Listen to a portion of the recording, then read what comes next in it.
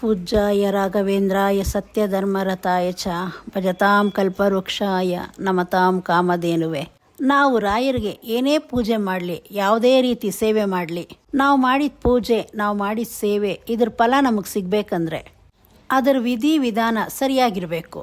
ರಾಯರು ಗುರು, ಇವರು ಎಷ್ಟು ಶಾಂತಿ ಸ್ವಭಾವ ಅಂದರೆ ಅವ್ರಿಗೆ ಕೆಟ್ಟದ್ದು ಮಾಡಬೇಕು ಅಂತ ಬಂದವರು ಕೂಡ ಒಳ್ಳೆಯದೇ ಮಾಡ್ತಿದ್ರು.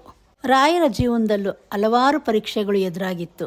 ಆದರೆ ಅವರು ಯಾವುದಕ್ಕೂ ಅಂಜದೆ, ಅವಸರ ಪಡದೆ ಶಾಂತಿಯಿಂದನೇ ಆ ಪರೀಕ್ಷೆನೆಲ್ಲ ಎದುರಿಸ್ತಾ ಇದ್ರು.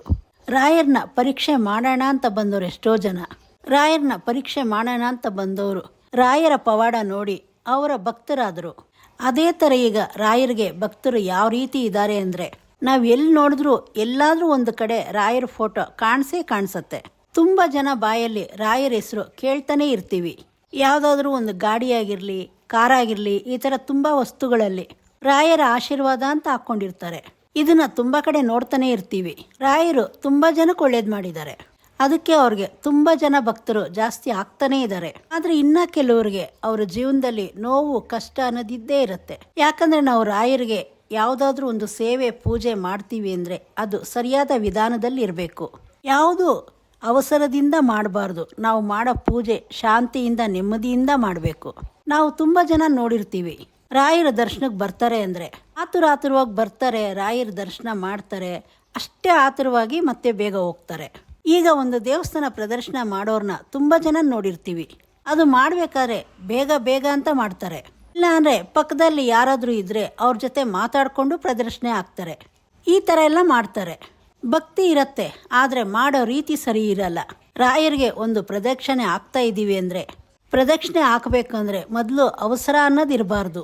ನೀವು ಹಾಕೋ ಪ್ರದಕ್ಷಿಣೆ ಯಾವ ರೀತಿ ಇರಬೇಕು ಅಂದರೆ ಆ ವಿಡಿಯೋ ಅಲ್ಲಿ ತೋರಿಸ್ತಾ ಇದ್ದೀನಿ ನೋಡಿ. ಇದು ಮಂತ್ರಾಲಯದಲ್ಲಿ ರಾಯರ ಭಕ್ತರು ರಾಯರಿಗೆ ಪ್ರದಕ್ಷಿಣೆ ಆಗ್ತಾ ಇರೋದು.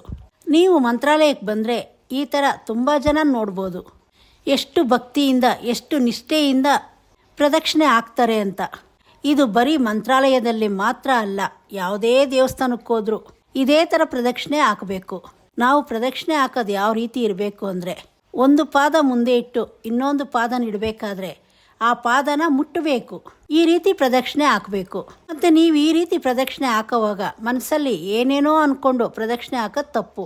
ತುಂಬ ಜನ ಏನು ಮಾಡ್ತಾರೆ ಅಂದರೆ, ನನಗೆ ಇದ್ರಲ್ಲಿ ಒಳ್ಳೇದು ಮಾಡು, ನನಗೆ ಅದರಲ್ಲಿ ಒಳ್ಳೇದು ಮಾಡು ಅಂತ ಕೇಳ್ತಾ ಪ್ರದಕ್ಷಿಣೆ ಹಾಕ್ತಾರೆ. ಇದು ಮತ್ತೊಂದು ತಪ್ಪು. ನೀವು ಪ್ರದಕ್ಷಿಣೆ ಹಾಕಬೇಕಂದ್ರೆ ರಾಯರ ಧ್ಯಾನ ಮಾಡಿಕೊಂಡು, ರಾಯರ ಮಂತ್ರ ಹೇಳ್ಕೊಂಡು ಪ್ರದಕ್ಷಿಣೆ ಹಾಕಬೇಕು.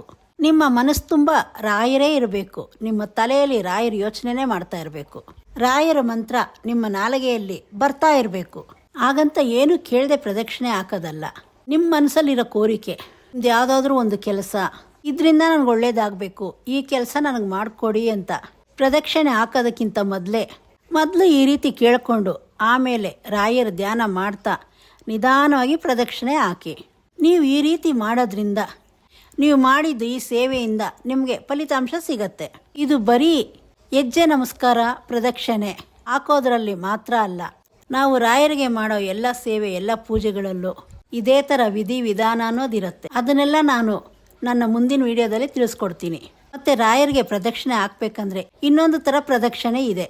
ಇದನ್ನು ನಾನು ನನ್ನ ಮುಂದಿನ ವಿಡಿಯೋದಲ್ಲಿ ತಿಳಿಸ್ಕೊಡ್ತೀನಿ. ರಾಯರಿದ್ದಾರೆ ಅಂತ ಕಮೆಂಟ್ ಮಾಡಿ. ಇದೇ ಥರ ಒಳ್ಳೊಳ್ಳೆ ಮಾಹಿತಿಗಳಿಗೆ ಚಾನಲ್ ಸಬ್ಸ್ಕ್ರೈಬ್ ಮಾಡ್ಕೊಳ್ಳಿ.